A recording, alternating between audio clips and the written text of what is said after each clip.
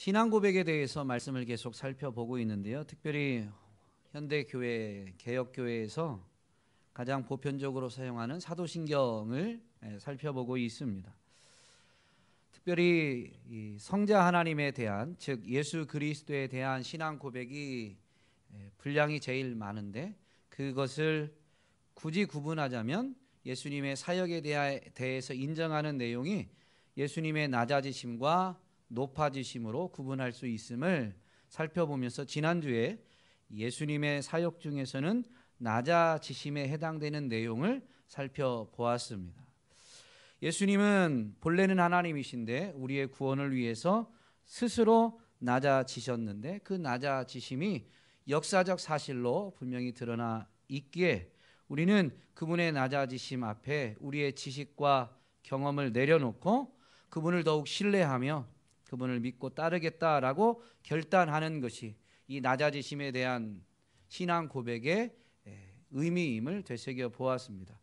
굉장히 많이 압축해서 조금 헷갈리시면 주보 제일 뒷면에 지난주 말씀 요약하는 부분이 있으니까 한 번 더 되새겨 보시면 좋겠습니다. 오늘은 이 높아지심, 예수님의 사역 중에 높아지심을 인정하고 고백하는 그 부분을 살펴보는데, 예수님의 높아지심을 인정하는 이 신앙 고백이 오늘 우리에게 어떤 유익이 있는가 라는 것을 깊이 되새기면서 신앙 고백을 통해서 구원의 풍성한 은혜를 더 깊이 누리게 되는 저와 여러분이 될 수 있기를 간절히 소망합니다.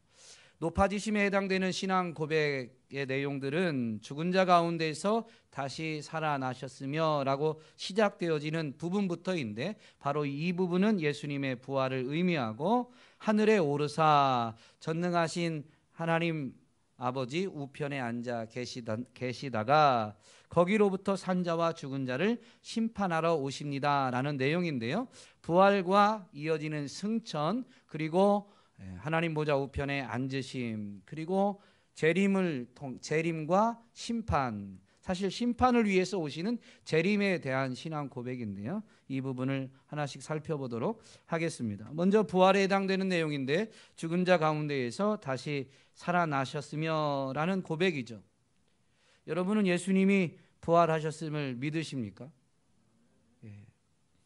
예수님이 부활하심을 우리가 믿는데, 이 부활에 대한 메시지가 오늘날 교회에서 많이 좀 뭐라고 해야 될까요? 강조되지 않는 것이 이 사도신경 강해를 준비하면서 좀 안타깝게 여겨졌어요. 저도 부활에 대해서 그렇게 많이 강조하지 못했는데, 저만이 아니라 교회 안에서 자라온 제가 기억하기에도 한국 강단에서 부활에 대한 강조는 좀 많이 약해졌었다라는 생각이 듭니다. 특별히 이 복음을 압축하면, 즉 복음을 요약하면 뭘로 요약할 수 있죠?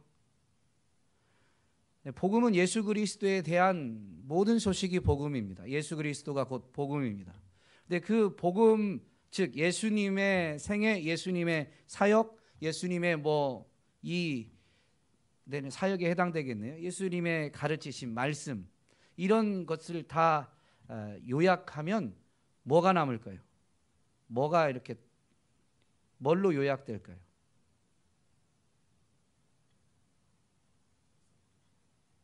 죄송합니다. 제가 막 눈이 떨려가지고 지금. 여러분이 답변을 안 해서 떨리는 건지 아니면 다른 이유로 떨리는 건지 잘 모르겠습니다만 눈이 막 떨리네요. 복음을 요약하면 뭐가 남을까요? 뭐가 나올까요? 이렇게 압축하면 십자가와 부활입니다.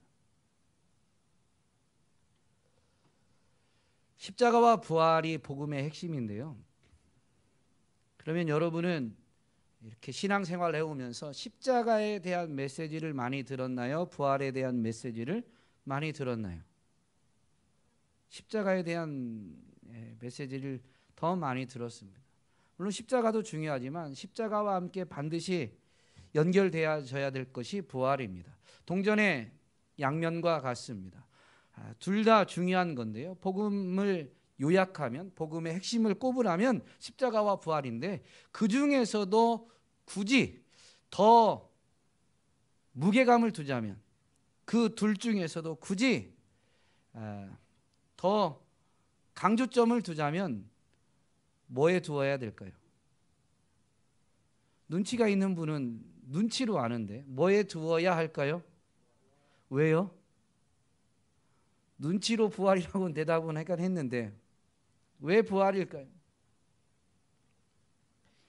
예수님이 이 땅에 오신 것부터도 다 복음인데요. 우리가 무슨 일을 할 때 일을 시작하는 것이 매우 중요합니다. 그래서 속담에 시작이 반이다라고 말합니다. 그러나 그 시작을 하는 것이 매우 중요하긴 하지만 여러분, 일을 시작하는 것이 중요할까요? 끝까지 해서 완성시키는 게 중요할까요? 완성시키는 게 중요하죠. 시작도 중요하지 않은 게 아닙니다. 매우 중요합니다. 시작이 반일 만큼 그건 매우 중요한 일입니다. 그런데 그것을 완성하는 것은 시작하는 것만큼 굳이 이 비중을 두자면 완성하는 것이 조금 더 중요하다라고 말할 수 있을 거예요. 우리의 구원을 위한 예수 그리스도의 사역, 그게 복음인데 그걸 요약하면 십자가와 부활이거든요. 우리를 대속하기 위해서 그분이 자발적으로 자신의 목숨을 내어주신 거예요. 그게 매우 중요하지만 우리 구원의 완성은 십자가에 있는 게 아니라 부활에 있습니다. 아멘이 잘 안 나오시는 것은 그동안 십자가에 대한 메시지를 많이 들었기 때문인데요. 오늘 말씀을 더욱 귀 기울여서 들으시고 이제 이후로는 이 부활, 예수님의 부활하심을 굳게 붙들어서 풍성한 은혜를 누렸으면 좋겠습니다. 사실 예수님이 그리스도다라는 것을 깨닫게 된 사람들이 초대교회입니다. 특별히 사도들입니다. 예수님이 12제자를, 예수님을 따르는 많은 무리들, 예수님의 제자가 되기를 자청한 사람들 중에서도 예수가 그리스도다라는 것을 더 앞서서 가르치고 전파할 수 있도록 12를 택하셔서 제자를 삼으셨는데 그 12이 교회가 시작되어질 때는 사도가 되죠. 사도는 보냄을 받았다라는 의미인데 무엇을 위해서 보냄을 받았을까요? 12이 택함 받았는데 12 중에 하나가 자기 욕심, 잘못된 결정으로 사도직을 박탈당하죠. 바로 가룟 유다입니다. 예수님을 팔아넘기고 스스로 그 죄책감에 자책하면서 목숨을 끊음으로 인해서 그도 돌이켜 회개했다면 사도의 직분을 받았을 것인데 그가 잘못된 결정으로 스스로 목숨을 끊음으로 인해서 사도직은 박탈당했고 사도 12사도의 이 직분 중에 한 자리가 공석이 되었습니다. 예수님이 죽으셨을 뿐만 아니라 말씀하신 대로 3일 만에 부활하셨고 부활하신 후에 그 제자들을 만나 주셨습니다. 그러면서 이제 승천하실 때 제자들에게 복음을 전파할 것을, 즉 예수 그리스도의 죽으심과 부활을 전파할 것을 당부하셨죠. 사도들이 이제 그 한 자리 남은 그 공석의 사도의 직분을 이렇게 채우기 위해서 가룟 유다를 대신할 사람을 뽑고자 하는데 그 내용이 사도행전 1장에 기록되어져 있습니다. 사도행전 1장 22절에 보면 그 사도의 조건이 뭐냐면 항상 우리와 함께 다니던 사람 중에 하나를 세워. 그러니까 예수님과 함께 다녀서 예수님이 그리스도다라는 걸 알고 있어야 되는데 이어지는 내용은 이렇게 되어 있습니다. 우리와 더불어 11명의 그 사도와 더불어 예수께서 부활하심을 증언할 사람이 되게 하여야 하리라. 그러므로 사도는 엄밀히 말하면 복음을 전하는 자인데 그 복음의 핵심은 십자가와 부활이지만 그 중에서도 하나만 꼽으라면 예수님이 십자가에서 죽으셨다라는 것을 전파하는 것이 아니라 예수님의 부활을 전하는 자를 지금 꼽고자 하는 것입니다. 그러니 이 죽으심보다 부활이 분명히 중요했던 것이죠.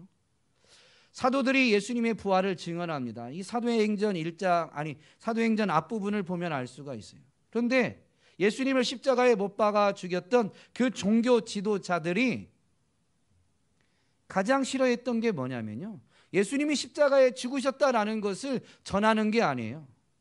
부활을 전하는 것입니다. 그래서 사도행전 4장 1절부터 3절 말씀에 보면 그 사도들이 예루살렘에서 예수님의 부활하심을 증언할 때 이렇게 기록되어져 있죠. 사도들이 백성에게 말할 때 제사장들과 성전 맡은 자와 사두개인들이 이르러 예수 안에 죽은 자의 부활이 있다고 백성을 가르치고 전함을 싫어하여 그들을 잡음에 날이 이미 저물었으므로 이튿날까지 가두었다. 사도들이 부활을 전하고 그래서 예수 안에서 믿는 자들에게도 부활이 있다라고 이 가르치고 전하는 것을 싫어해서 그것을 하지 못하게 하기 위해서 협박하고 그들을 잡아다가 가두어 두게 되었습니다. 그렇다면 한번 생각해 볼 필요가 있죠. 왜 교회는 예수님의 부활을 이렇게 중요하게 여기고 교회의 대적자들은 그 부활을 전하지 못하도록 그렇게 방해했느냐라는 것입니다. 이것에 대해서 사도 바울의 가르침, 부활에 대한 가르침에서 우리는 그 의도를 발견할 수가 있는데 고린도전서 15장 부활장이라고 말하는 사도 바울이 고린도 교회 부활에 대해서 가르치는 내용에 보면 14절에 이렇게 되어 있습니다. 그리스도께서 만일 다시 살아나지 못하셨으면 우리가 전파하는 것도 헛것이요 또 너희 믿음도 헛것이며 17절 끝부분에 보면 너희가 여전히 죄 가운데 있을 것이다. 우리는 사실 믿음으로 죄사함을 받고 믿음으로 의롭다함을 받게 되죠. 그게 믿음입니다. 그런데 그리스도께서 부활하시지 않았다면 그것이 헛것이다는 거예요. 그래서 어떻게 돼요? 너희가 여전히 죄 가운데 있을 것이다. 예수님이 십자가에서 대신 죽으시고 죽으신 것으로 끝났다면 그분은 죽음 아래에 있는 거예요. 한 육신을 가진 즉 한 사람의 죽음으로 끝나는 것입니다. 그분이 사람의 죄를 대신한 하나님이시다라는 것이 우리의 신앙 고백인데요. 그것을 입증한 게 부활인 거예요. 그래서 사도 바울이 로마 교회에 편지하면서 1장 4절, 로마서 1장 4절에서 성령으로 즉 1장 4절에 있는 문자적 표현으로는 성결의 영으로 말미암아 그분이 하나님의 아들이심이 입증되었다라고 분명히 증언하죠. 성결의 영으로 말미암아 부활을 통해서 하나님의 아들이심이 입증되었다라고 선포합니다. 그러므로 이 부활은 예수님이 그저 하나의 사람이 아니라 사람이 되셨지만 본래 하나님이시다라는 것에 대한 분명한 입증인 것이죠. 이게 왜 그렇게 중요한가? 예수님이 십자가에서 죽으신 것으로 끝나지 않고 부활하셨다라는 것은 결국 죽음을 이기셨다라는 분명한 증거입니다. 죽음은 여러분 뭐의 결과예요? 죄의 결과입니다. 그러므로 사실 죽음을 이기셨다라는 이것은 결국 예수님이 죄 문제를 해결하셨다라는 것과 또 하나 의미가 있는데 그분은 본래 죄가 없으시다라는 것입니다. 사실 우리가 이 예수님에 대한 신앙 고백을 살펴볼 때 낮아지심에 있어서도 본디오 빌라도에게 고난을 받으사 십자가에 못 박혀 죽으셨다라고 할 때 본디오 빌라도가 예수님의 십자가 사역에서 한 일에 대해서 의미를 살펴보았죠.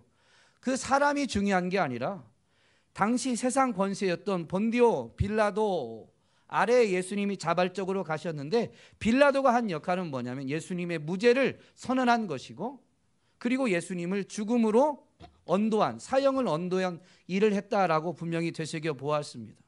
그런데 빌라도가 그렇게 말했지만 그분 예수님이 죄가 없다라는 것이 어떻게 입증되어지느냐? 빌라도의 말에 의해서 입증되어지는 것이 아니라요. 엄밀히 말하면 이 부활을 통해서입니다. 예수님은 죄가 없는데 왜 죽으셨어요? 빌라도가 말한 대로라면 죄가 없는데 왜 그분은 죽으신 거예요? 사람들의 죄, 즉 오늘 나의 죄, 우리의 죄 때문입니다. 예수님이 그리스도이시다라는 것에는 이 그리스도라는 용어에는 그분이 맡으신 기름 부음 받으심으로 인해서 감당하신 세 가지 직분이 있음을 가리키는 용어이죠. 그게 뭐예요? 우리가 이 교회에서 지금 예배 시간마다 하는 이 소요리 문답에도 보면 그리스도라는 이 용어에는 예수님이 세 가지 직분을 행하셨음을 나타내고 있고, 그 세 가지 직분을 어떻게 행하셨는가라는 것에 대해서 설명해 주죠. 오늘 소요리 문답도 왕의 직분을 어떻게 행하시냐라는 것의 질문과 설명입니다. 그 세 가지 직분이 뭐냐면 왕과 선지자와 제사장인데, 요즘 매일 성경을 통해서 우리가 말씀 묵상하고 있는 히브리서에서는 특별히 이 예수님의 대제사장적 직분 행하신 것에 대해서 더 자세히 설명하고 있습니다. 히브리서 9장 12절에 보면 옛 언약에서의 제사장은 염소와 송아지를 제물로 해서 그 피로 제사를 드렸는데, 예수님은 멜기세덱의 반차를 따르는 대제사장으로서 염소와 송아지의 피로 하지 아니하고 자기의 피로 속죄를 이루셨습니다. 그 자기의 피로 이룬 속죄는 어떤 속죄예요? 히브리서 9장 12절에 영원한 속죄니라라고 분명히 설명하죠. 14절에서는 그분이 그렇게 자기 피로 제사를 드린, 자기 피로 속죄를 이룬 것은 자기를 제물로 드려서 제사를 드린 것인데, 이것을 어떻게 설명하냐? 히브리서 9장 14절에 영원한 성령으로 말미암아 흠없는 자기를 하나님께 드린 예수 그리스도의 속죄가 어찌 사람들의 마음, 양심과 마음을 새롭게 하지 못하겠느냐라고 수사적 질문을 던집니다. 짐승의 피로는 하나님이 약속하셨기 때문에 죄를 가리워는 주시지만, 짐승의 피로 드리는 그 속죄 제사가 사람의 마음을 바꿀 수는 없어요. 그러나 예수 그리스도의 이 영원한 속죄는 사람의 마음까지 새롭게 하기에 충분하다라고 분명히 설명해 주죠. 왜냐하면 예수님의 속죄는 영원한 속죄일 뿐만 아니라 예수님이 지불한 값이 각 사람에 비해서, 각 사람의 가치, 각 사람이 지은 죄의 중량에 비해서는 너무 넘치는 거예요. 만일 제가 너무 배가 고파가지고 힘들어하고 있는데 우리 하준일 집사님이 목사님 식사 안 하셨어요? 같이 가시죠. 저는 좀 밥을 막 먹고 왔는데 목사님 식사 안 하셨으니까 제가 식사 대접해 드릴게요. 그러고 끌고 가서 좋은 식당에 데리고 갔어요. 메뉴를 딱 펼쳤는데 제일 비싼 메뉴가 10만 원이에요. 더 비싼 데 있나요? 가본 적이 없어서. 어쨌든 그래서 하준일 집사님이 데리고 가가지고 메뉴판을 보더니 제일 비싼 메뉴가 10만 원. 그런데 자기는 식사를 하고 왔고 좀 바쁜 일이 있어서 목사님 제가 미리 결제만 하고 갈게요. 그냥 마음껏 드세요. 제일 비싼 메뉴가 10만 원인데 제가 보시면 알겠지만 많이 먹게 생겼잖아요. 그래서 제일 비싼 메뉴를 20인분 먹게끔 지불하고 가는 거예요.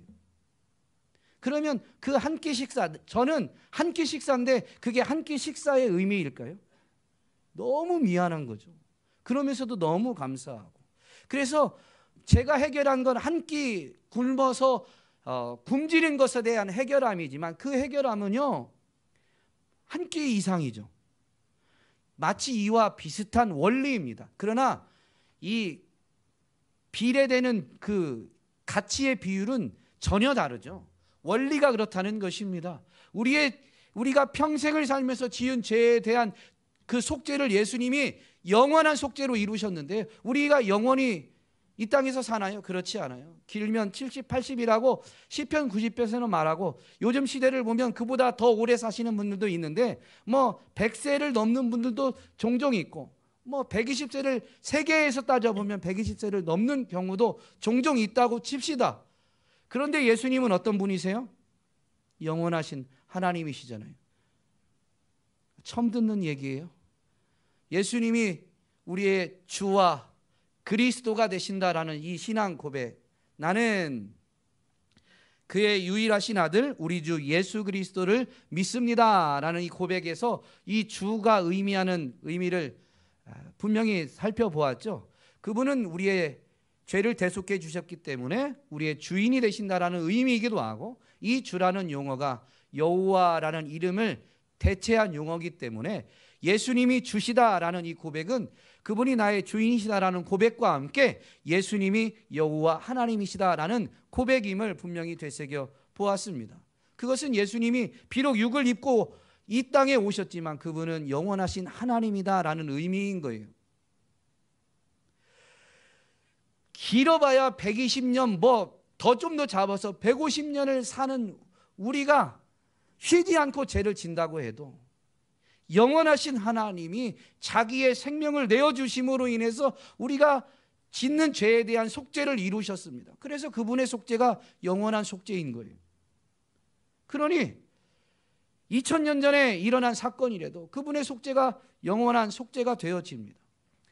그분이 우리에게 이 넘치는 값으로 죄값을 지불해 주셨으니 우리가 나 이렇게 그동안 지은 거 용서받았네? 좀 바로 살아봐야지, 요 정도 결단이 되겠어요? 새로운 마음을 갖게 되는 거예요. 이제는 주를 위해 살리라. 그런 결단을 한 번도 안 해보셨어요? 어쨌든 히브리서 9장 14절에서 가르쳐주는 건 이 의미입니다. 예수님이 분명히 대제사장으로서 육을 입고 이 땅에 오셔서 그 생명을 내어주심으로 속죄를 이루셨는데 영원한 속죄입니다. 그래서 예수님은 장사 되시고 지난주에 설교를 안 했지만 음부에 내려가셨다라는 부분이 생략되어져 있다고 그랬죠. 그 음부는 사망의 권세, 사망의 처소이다라고 설명을 설교 요약한데 해놨습니다. 근데 예수님이 이제 우리의 죄 때문에 죽으셔서 그 사망 아래 놓이셨는데 우리의 죄의 값은 그분의 생명으로 지불되어졌어요. 죄값은, 우리의 죄는 해결되었어요. 그러면 그분이 대신 지신 죄는 해결되었고 죽으심으로 해결되었고 그분은 본래 죄가 있는 분이에요, 없는 분이에요? 그분은 죄가 없는 분이니 사망 아래 머물러야 될 이유가 없어요. 왜냐하면 사망은 뭐의 결과라고요? 죄의 결과. 그런데 그분은 본래 죄가 없는 분이니 영원하신 그분이 굳이 사망 아래 머물러 계실 이유가 없더라라는 것입니다. 그래서 그분은 부활하시게 되는데 그분이 부활하신 게 아니라 하나님이 그를 사망 가운데에서 건져 올리신 것입니다. 그래서 예수님의 부활을 목격하고 부활의 의미를 그 하나님을 통해서, 성령님을 통해서 깨닫게 된 이 사도들이 증언할 때 이렇게 전합니다. 사도행전 2장 24절에 보면 오순절 마가다락방의 성령 강림 이후에 베드로 사도가 예수 그리스도의 부활을 증언할 때 이렇게 말하죠. 하나님께서 그를 사망의 고통에서 풀어 살리셨으니 이는 그가 사망에 매여 있을 수 없었습니다. 죄가 없으니까 죄의 삭을 당해야 될 이유가 없는 거예요. 그래서 그분이 사망 가운데에서 건짐을 받은 부활의 영광으로 나오게 된 것이죠. 그러므로 이 부활은 결국 무엇을 의미하냐면요, 두 가지입니다. 예수님이 죄가 없다는 것과 이미 예수님이 죽었던 그것으로 우리의 죄의 값이 완전히 해결되었다. 여러분, 물론 십자가의 죽음이 우리의 죄의 값에 대한 지불이지만 그게 완전히 해결되었다라는 것은, 우리가 깨닫게 되는 것은 십자가를 통해 깨닫는 게 아니에요. 부활을 통해 깨닫는 겁니다. 그래서요, 내 죄사함에 대한 감격은 십자가의 메시지를 들을 때가 아니라 부활의 복음을 들을 때 실제적으로 체험되어집니다. 이게 무슨 말인지 이해가 안 되세요?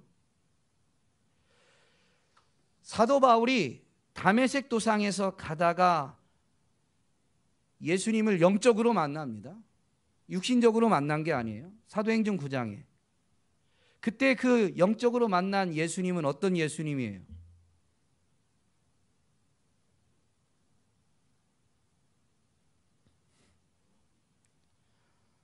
십자가에서 죽으신 예수님이에요? 죽으셨다가 살아나신 예수님이에요? 살아나신 예수님이에요. 살아나신. 그래서 사도 바울이 고린도전서 15장에서 이렇게 전하는 거예요. 만일 예수 그리스도께서 다시 사시지 않았다면 여전히 죄 아래 머물러 있고 사망 아래 머물러 있는 것이니 우리의 죄가 해결되었는지를 몰라요. 그분은 지불하셨다고 하는데 해결되었는지 우리가 어떻게 아느냐? 그분이 다시 사셨기 때문에 그분은 죄가 없고 죽으셨는데 살아나심으로 그분은 죄의 없음이 입증되었고 그분의 죽으심은 그래서 우리를 위한 죽음이었다. 우리의 죄의 값에 대한 이 지불이었다라는 것을 우리가 확인하게 되는 겁니다.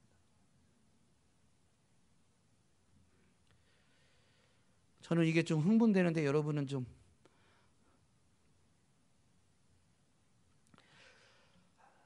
이 예수 그리스도의 부활을 가르치는 사도 바울의 가르침을 보면 예수의 부활은 부활의 첫 열매다라고 말합니다.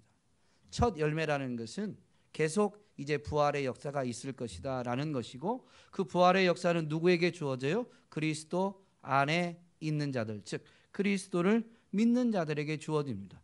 그러면서 예수를 믿는 자들에게 이 부활의 믿음을 가진 자들에게 분명히 이렇게 선포하죠. 우리가 육체를 갖고 있기 때문에 죽긴 하지만 예수님이 부활을 통해서 분명히 보여주신 것처럼 우리의 죄의 값이 지불되어졌기 때문에 우리가 육체를 갖고 있는 우리가 죽을지라도 그 죽음이 사망 아래 들어가는 죽음이 아니라요. 분명히 설명하는 것처럼 이 몸을 벗고 새로운 몸을 입는 과정이지 죄의 지배 아래, 사망의 지배 아래 머무는 게 아닙니다. 그래서요, 사망을 두려워하지 않게 돼요. 사망이 쏘는 것은 뭐예요? 죄요, 죄의 권능이다라고 분명히 선언하죠. 예수 그리스도의 부활을 통해서 우리는 죄 사함 받았기 때문에 우리가 죽어도 두려워할 이유가 없어요. 다시 사니까. 다시 산다고 할 때 그 다시 삶이 쉽게 말하면 영원한 형벌이 아니라는 거예요. 영원한 생명이지. 그러니 죽음을 두려워하지 않는다라고 분명히 선포합니다. 그러면서 우리에게 승리를 주신 하나님께 감사하노라라고 감사를 선포하면서 마지막으로 예수 그리스도를 믿는 예수 그리스도 안에 있어서 부활할 것을 고대하는 그들에게 주는 권면이 무엇입니까? 뭐예요? 주의 일에 더욱 힘쓰는 자가 되라. 이유를 밝혀주죠. 왜냐하면 주 안에서 모든 수고가 헛되지 않기 때문이다. 이 육체를 가지고 사는 삶은 끝이 있지만요, 이 육체를 가지고 살아가는 동안 주의 일에 힘쓰게 되면, 주 안에서 살아가게 되면 그것은 육체는 죽음으로 끝나는 것 같지만 육체를 가지고 주 안에서 행한 것은 결코 끝나지 않아요. 헛되지 않아요. 이 육체는 끝이 있지만 육체로 살아낸 삶 중에 끝나지 않고 영혼과 연결되어지는 것이 있는데 그게 뭐냐? 주의 일에 힘쓴 것만 영혼과 연결되어진다라는 것이죠. 그래서 부활신앙을 가진 사람이 지금은 대충 살고 나중에 부활할 것만 믿는 게 아니라요, 지금의 삶이 부활을 통해서 영혼과 연결되어질 것이기 때문에 이 연약한 육체를 가지고도 주 안에 머물기에 힘쓰게 되는 것이고, 그렇기 때문에 사도 바울은 부활을 믿는 자들, 부활을 고대하는 자들에게 부당한 요구를 하는 것이 아니라 그들에게 가장 필요한 요구를 하게 되는 것인데, 주의 일에 더욱 힘쓰는 자가 되라라고 권면하게 된 것입니다. 그러므로 우리가 사도신경을 통해서 신앙 고백할 때 예수님이 죽은 자 가운데에서 다시 살아나셨으며 라고 이 고백하게 되는 것은요, 나는 정말로 죄사함 받았다. 나는 예수님이 죄값을 지불하셔서 죄를 해결해 주셨기 때문에 이제 나는 생명을 얻었다. 그 생명은 지금 이 육체의 호흡이 아니라 영원한 생명인 것이죠. 그래서 영원히 살 것이기 때문에 지금 내게 허락되어진 이 영원한 생명으로 영혼과 연결되어지는 삶을 살고자 주 안에 거하기에 힘쓰겠다, 주의 일에 더욱 힘쓰겠다라는 결단 또한 이 고백에 포함되어져 있는 것입니다. 여러분, 신앙 고백의 의미를 분명히 하면서 죄사함의 감격을 풍성히 누리시고 영혼을 소망하면서 주의 일에 더욱 힘쓰는 결단으로 매일매일 삶을 살아낼 수 있기를 주님의 이름으로 권면드립니다. 이어지는 고백은 하늘에 오르사라고 되어 있는데요, 이 하늘에 올려지시는 모습을 사도행전 1장에서 분명히 기록하고 있는데, 이 기록을 깊이 묵상해 보면 의미를 알 수가 있습니다. 예수님이 부활하시고 40일, 대략 40일 정도 제자들과 함께 하시다가 이제 마지막으로 위임 명령을 주시고 특별히 성령을 기다리고 그 성령이 임하면 권능을 받아서 위임 명령을 행할 수 있음을 분명히 말씀해 주신 다음에 이제 하늘로 올라가시는데 사도행전 1장 9절에 보면 이렇게 기록되어져 있습니다. 이 말씀을 마치시고 그들이 보는데 올려져 가시니 구름이 그를 가리어 보이지 않게 하더라. 분명히 부활하신 예수님은 몸을 가지셨습니다. 우리가 갖고 있는 이런 몸과는 분명히 다른 영의 몸이지만 몸을 갖고 계세요. 그래서 제자들이 부활하신 예수님을 그들의 눈으로 확인했습니다. 그분이 이제 승천하시는 거예요. 하늘로 올려지시는데 하늘로 올려지셨다라는 의미를 우리로 하여금 분명히 확인하게 해주는 표현이 뭐냐면 구름이 그를 가리어 보이지 않게 하더라라는 것입니다. 구름이 그를 가렸다라고 할 때 이 구름은 무엇을 상징하느냐? 구약 성경을 보면 구름은 하나님의 임재를, 하나님의 영광을 상징합니다. 하나님이 이스라엘 백성과 언약하면서 내가 그들의 하나님이 되겠다, 그들은 나의 백성이 될 것이다 라고 하며 이제 언약을 맺은 다음에는 성막을 지을 것을 말씀하시고 그 성막 중에서도 그 지성소, 속죄소 위에서 거기서 내가 너희를 만나겠다라고 분명히 약속하시죠. 그래서 이 명령받아서 짓게 되어지는 성막은 하나님이 여기 계시다라는 것을 가리키는, 상징하는 것이었습니다. 하나님이 지시하신 대로 성막을 완공한 다음에 모세가 처음으로 그 성막에서 제사를 드리게 되는데 제사를 드리자 어떤 현상이 일어나요? 구름이 가득하게 됩니다. 구름이 가득하여 하나님의 영광이 충만하게 되고 하나님과 대면하여 대화했던, 얼굴을 직접 본 건 아니지만 모세는 분명히 하나님과 대화했던 사람이죠. 그 모세가 성막 안으로 결코 들어가지 못합니다. 너무 영광이 가득해서. 이 구름이 가득한 것이 하나님의 영광이 가득한 것을 나타내는 것이었고, 그 구름이 가득해서 못 들어갔다라고 할 때 우리 눈에 보이는 구름 때문에 시야가 안 좋아서 앞이 안 보여서 못 들어갔다는 의미가 아니라 하나님이 정말로 거기 계셔서 그 영광스러운 하나님의 임재 앞에 감히 앞으로 나아갈 수가 없었던 것이죠. 그런데 예수님은 멜기세덱의 반차를 따른 대제사장으로서 자기 몸을 들여 영원한 속죄를 이루시고 어떻게 하셨어요? 단번에 성소에 들어가셨습니다. 근데 이브리서 9장 말씀을 보면 그때의 그 성소는 땅에 있는, 옛 언약에 의해서 세워진 땅에 있는 성소가 아니라 하늘에 있는 성소, 즉 하나님의 처소입니다. 그러므로 하늘로 올려져 가시는데 구름이 가렸다라는 것은 예수님이 하늘 어디 특정 장소에 가셨다라는 게 아니에요. 하나님 앞으로 온전히 나아가셨다라는 것이고, 하나님은 예수님이 하나님께로 나오시는 것을 기뻐 받으셨다, 그래서 영광을 나타내 주셨다라는 의미가 구름이 그를 가리었다라는 표현인 것입니다. 하나님은 영이십니다. 장소에 제한되지 않습니다. 공간에 갇히지 않으세요. 그래서 하늘 어디 특정 장소에 계신 게 아닙니다. 하늘에 계시다라는 것은 인간의 생활 터전인 땅을 하늘이 이렇게 감싸고 있고, 그 하늘에서는 땅을 두루 살피기 때문에 사람의 모든 활동을 다 낱낱이 지켜보신다라는 의미입니다. 심지어 성경은 우리에게 뭘 가르쳐 주세요? 사람들의 행동만이 아니라 그 생각과 마음까지도 하나님은 다 살피심을 분명히 말씀하시죠. 그 의미가 바로 하나님이 하늘에 계시다라는 의미예요. 그러면 예수님이 하늘로 올라가셨고 하나님이 그를 기뻐 받으셨습니다. 이제 구름으로 가리어서 예수님이 안 보이게 되셨다라는 것은 이제 예수님이 사실 우리가 예수님을 더 이상 볼 수 없다라는 의미, 이제 예수님이 멀리 가셨다라는 의미가 아니라 멀리 가신 것 같지만 사실은 그분이 본래의 영광을 회복하신 것이죠. 육을 입고 이 땅에 오시기 전에 예수님은 어떤 분이셨다고요? 주라는 호칭을 통해서 우리가 고백하는 것처럼 그분은 여호와 하나님이십니다. 그러니 본래 하나님의 영광을 회복하신 거예요. 하늘에 오르심으로 인해서. 그것이 예수님의 승천을 목격한 제자들로 하여금 분명히 알 수 있도록 구름으로 하나님의 영광을, 하나님이 계신 곳으로 예수님이 들어가심을, 하나님의 임재의 그 현장을 보여주신 것입니다.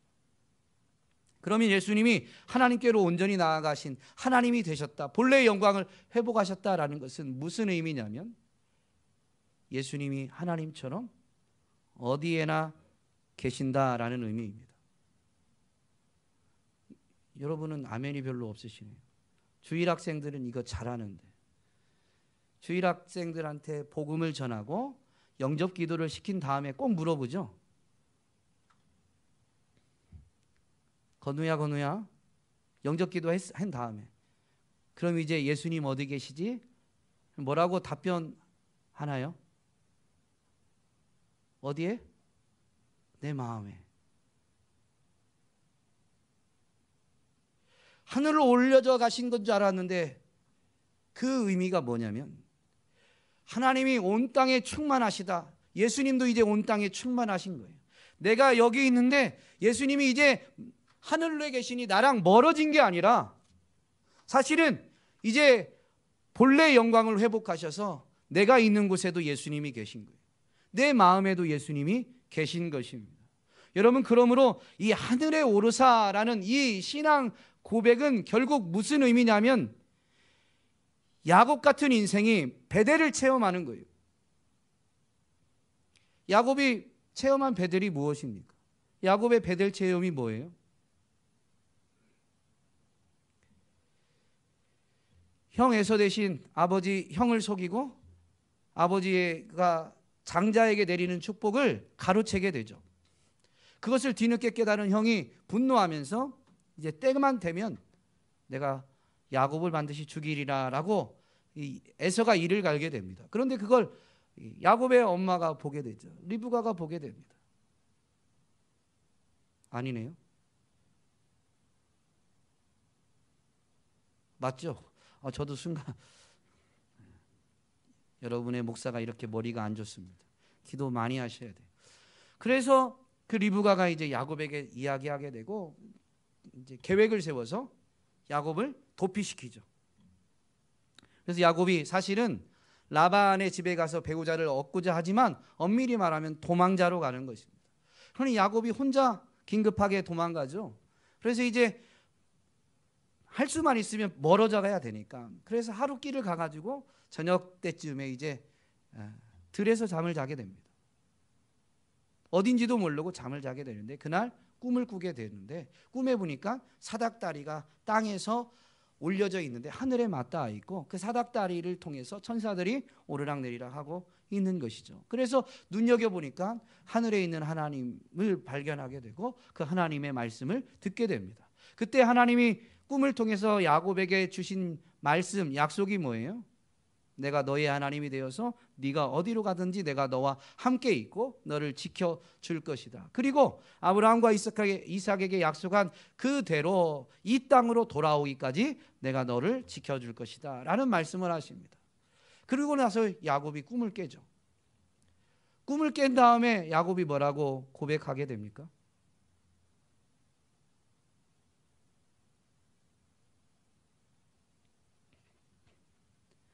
창세기 28장 16절에 보면 이렇게 고백합니다. 야곱이 잠이 깨어 이르되 여호와께서 과연 여기 계시거늘 내가 알지 못하였도다.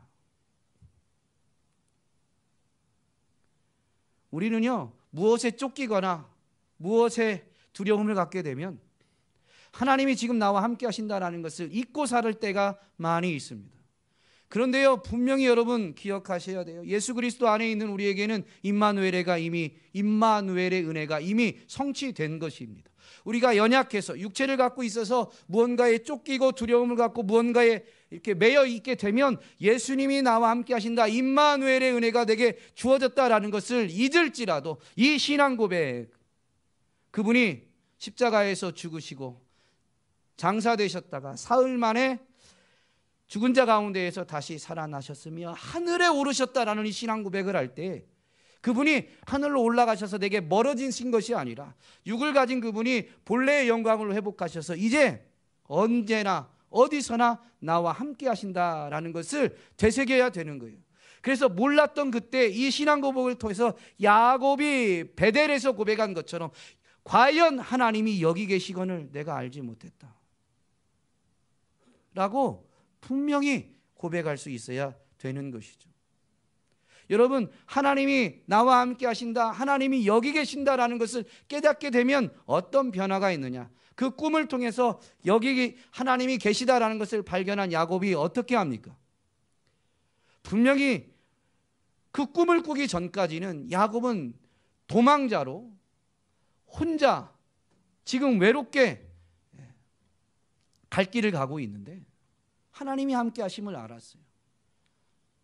다시 잠이 깼으면 여전히 쫓긴다면 빨리 길을 나서야 되는데 그렇게 하기 전에 그가 하는 일이 뭐냐면 자기가 베고 잤던 그 돌입니다. 돌베개가 어디 있겠어요? 사실 그냥 조금 둥글둥글하고 베기 좋은 돌을 이제 베고 잔 거죠. 그거를 꿈을 꾸게 했기 때문에 그거를 세워놓고 거기에 기름을 붓고 하나님 앞에 제사를 예배를 드리게 되죠.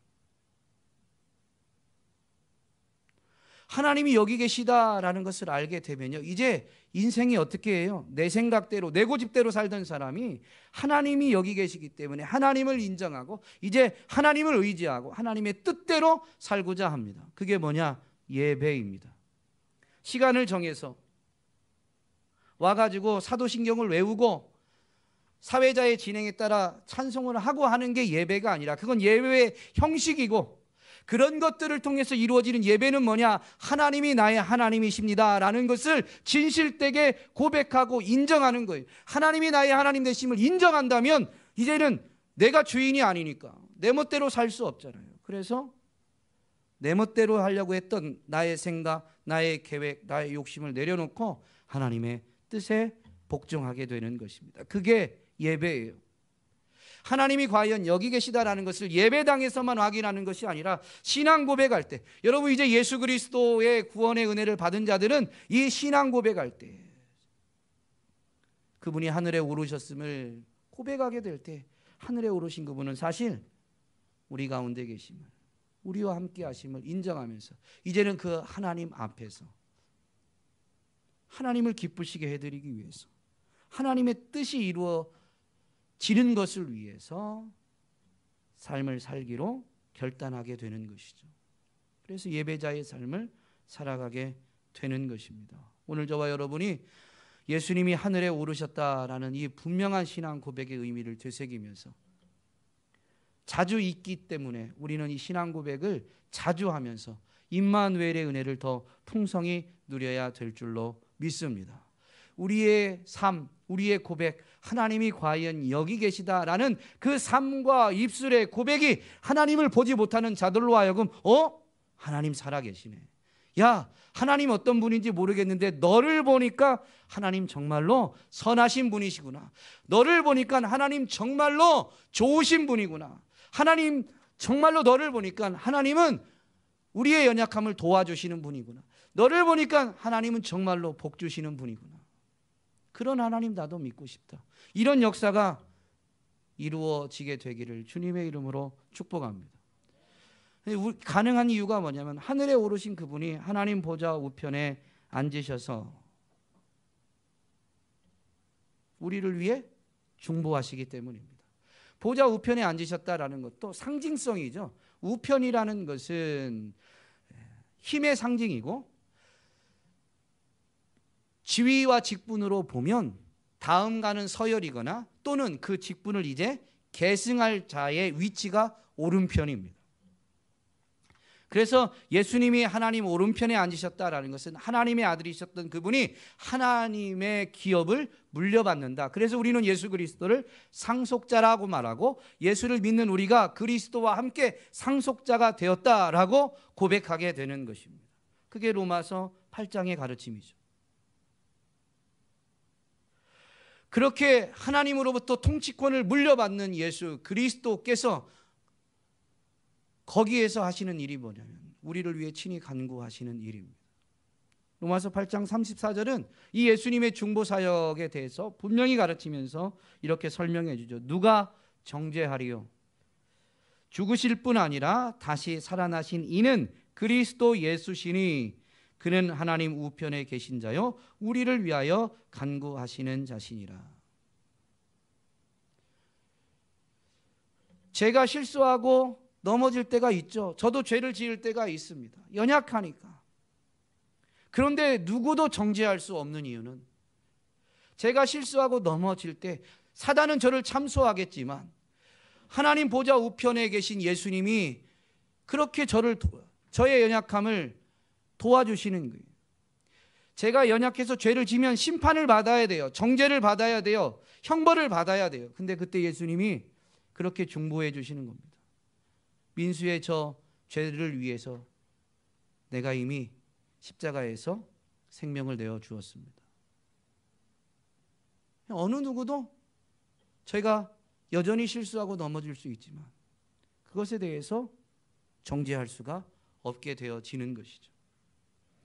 예수님이 하나님 보좌 우편에 앉으셨다라는 이 고백은 여전히 우리의 연약함을 도우신다라는 것이고, 그래서 우리는 연약하지만 때를 따라 돕는 은혜를 구하기 위해서 이 우리를 도우시는 예수님 때문에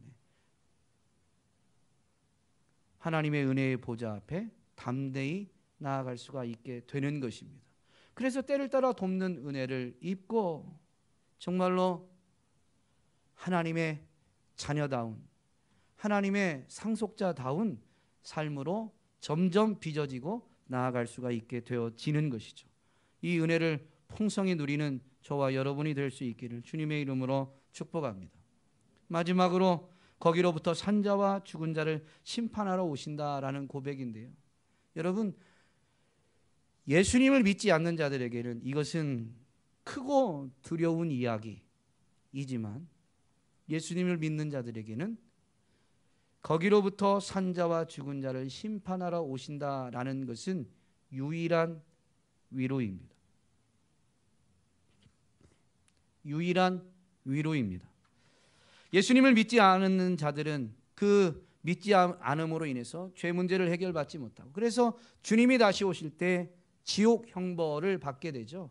예수님의 진노를 받게 됩니다. 영원히. 그래서 계시록에서 이 하나님의 심판을 이제 받게 될 사람들, 심판의 앞에 선 사람들의 고백을 우리에게 전해주는데, 계시록 6장 15절로 17절을 보면 그들이 이렇게 고백합니다. 땅의 임금들과 왕족들과 장군들과 부자들과 강한 자들과 모든 종과 자유인이 굴과 산들이 바위 틈에 숨어 산들과 바위에게 말하되 우리 위에 떨어져 보좌에 앉으신 이의 얼굴에서와 그 어린 양의 진노에서 우리를 가리라. 그들이 진노의 큰 날이 이르렀으니 누가 능히 서리요. 하나님의 진노 앞에 설 수 없으니까 그 보좌에 앉으시니 바로 만왕의 왕 여호와 하나님 앞에서 자신들을 가리워 달라고, 어린 양의 진노 앞에서 자신들을 가리워 달라고 산과 바위에게 요청할 만큼, 산과 바위가 요청을 듣기나 하나요? 요청을 들어줄 수나 있나요? 그런데도 어떻게든 하나님 앞에서 숨고 싶고 자기 자신을 가리고 싶었던 겁니다. 주님의 다시 오심이 믿지 않는 자들에게는 바로 이러한 날이 될 것이다 라는 것입니다. 주님의 다시 오심을 이루어지지 않을 것처럼 그저 자기 멋대로 살지만 정말로 주님이 다시 오시는 그때가 되면 그들은 두려워 떨게 되고 영원한 형벌을 피하지 못하게 되죠. 그런데 믿는 자들에겐 이게 왜 위로가 되냐? 계시록 21장 3절 후반부와 4절 앞부분을 보면 짧게지만 이렇게 되어 있죠. 그들은 하나님의 백성이 되고 하나님은 친히 그들과 함께 계셔서 모든 눈물을 그 눈에서 닦아주시니. 예수님이 분명히 예수님을 따르는 자들, 제자들에게 말씀하셨습니다. 세상에서는 너희가 환난을 당하나. 예수님을 믿고 따른다는 것, 믿음을 지킨다는 것, 육체를 가지고 이 세상에서 믿음을 지킨다는 것은 쉬운 일이 아닙니다. 외롭고 마치 야곱이 믿음을 지킨 건 아니지만 도망하면서 혼자 된 것 같은 그런 느낌일 때가 많이 있습니다. 그래서 눈물 짓고 한숨 짓게 되는데 그분 앞에 서게 되면 그 모든 눈물을 닦아주시는 거예요. 너 믿음 지키느라고 힘들었지. 너 믿음을 지킬 때 그렇게 아팠고 외로웠고 눈물 많이 흘렸지. 눈물을 싹 닦아주십니다. 그분이 우리를 안아주시면서 더 이상 아픈 것이 눈물이 없도록 강하고 영광스러운 몸을 우리에게 주시면서 그 강한 몸으로, 영광스러운 몸으로 영원을 살게 해 주시는 것이죠. 그러니 믿음을 지킨다는 게 쉬운 일은 아닌데 주님이 거기로부터 분명히 심판하러 다시 오신다는 것은 우리에게는 두려움이 아니라 소망되어지고 우리 지금을 사는 우리에게 위로가 되는 것입니다. 옆 사람 한번 인사하실까요? 두 가지입니다. 주님이 당신과 함께 하십니다.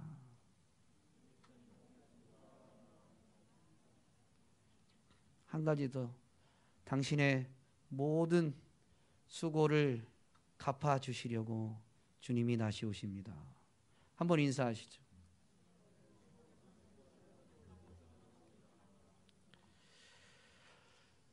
사도 바울이 데살로니가 교회에게 이 복음을 전하면서 서로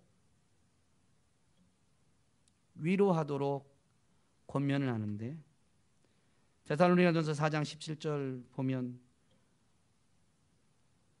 주님의 재림으로 인해서 이루어진 이 일을 이렇게 말합니다. 그리하여 우리가 항상 주와 함께 있으리라. 주님 다시 오심으로 우리에게 이루어지는, 허락되어지는 은혜가 이제 주님이 항상 우리와 함께 있는 거예요. 물론 이 항상 함께 있는 게 그분이 하늘에 오르심으로 이미 이루어졌지만 육을 가질 때는 그것을 온전히 누리지 못했지만 주님이 다시 오실 때는 이 연약함을 다 벗고 주님과 같은 몸을 입게 되기 때문에 항상 함께하는 은혜를 손실 없이 그대로 누리게 되어진다라는 것이죠. 그러므로 교회들에게 이렇게 명령합니다. 이러한 말로 서로 위로하라. 믿음을 지키기 위해서 우리 성도들 중에 여러분 가까운 믿음의 지체 중에 누군가가 힘들고 어려움을 겪고 있을 때요. 집사님 그 일이 너무 힘들겠다. 너무 아프겠다. 나도 그런 적이 있는데 내가 그 마음 알아. 그게 위로가 아닙니다. 믿음의 정말로 이 신앙 고백을 갖고 믿음을 갖고 있는 사람들에게 위로는 뭐냐면요. 집사님 믿음을 지키느라고 힘들지. 근데 주님이 다 아신다. 그리고 주님 다시 오셔. 이게 위로라는 거예요. 그래서 믿음의 지체들이 어떻게 위로하냐? 거기로부터 사한 자와 죽은 자를 심판하러 주님이 다시 오신다라는 이 말로, 주님의 재림이 있다는 이 말로 서로 위로하라는 것입니다. 여러분 신앙 고백을 분명히 하면서 스스로 신앙 고백을 통해서 위로받고 주님 다시 오심을 소망하면서 서로를 돌아보아 주님 다시 오심에 대한 소망을 불어넣어서 위로를 받게 되어지는 우리 교회가 될 수 있기를 주님의 이름으로 축복합니다.